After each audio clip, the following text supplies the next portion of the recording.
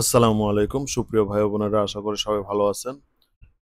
আজকে যে ব্যাপারটি নিয়ে আলোচনা করব আপনারা দেখতেই পাচ্ছেন, কড়া সমাচার অর্থাৎ কড়া নিয়ে আমরা আলোচনা করব। এই যে দেখতে পাচ্ছেন কড়া অর্থাৎ ৪ কড়া সমান ১ গন্ডা।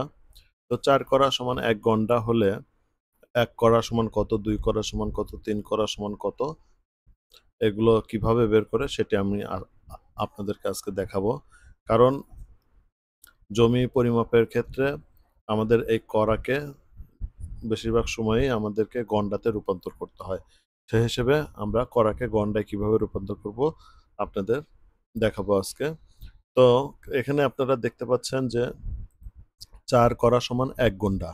তাহলে ৪ কড়া সমান যদি ১ গন্ডা হয় তাহলে ১ কড়া সমান কত? তাহলে আমরা ভাগ দেই ১/৪, তাহলে ২৫, অর্থাৎ ১ গন্ডা সমান হচ্ছে ২৫, ১ কড়া সমান হচ্ছে ২৫ গন্ডা, যেটা এখানে লিখে দেওয়া আছে।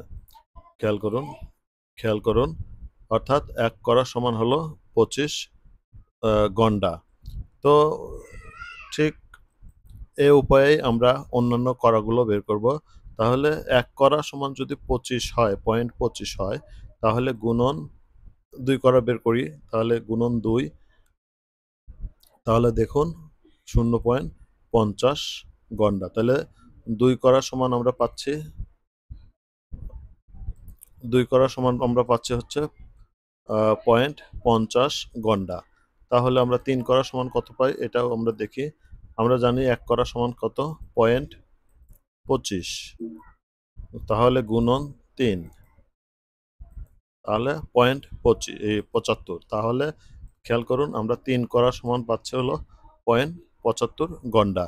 আর ৪ কড়া সমান ১ ঘন্টা, এটা তো আমাদের এখানে দেওয়াই আছে, ৪ কড়া সমান ১ ঘন্টা। তো এভাবেই মূলত আমরা কড়াগুলোকে হিসাবের সুবিধার্থে গন্ডায় রূপান্তর করি।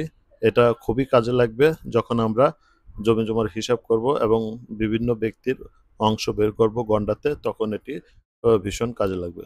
তো এই ছিল আমাদের আজকের ভিডিও। আবার দেখা হবে নতুন কোনো ভিডিও নিয়ে। সে পর্যন্ত ভালো থাকুন, সুস্থ থাকুন। আল্লাহ হাফেজ।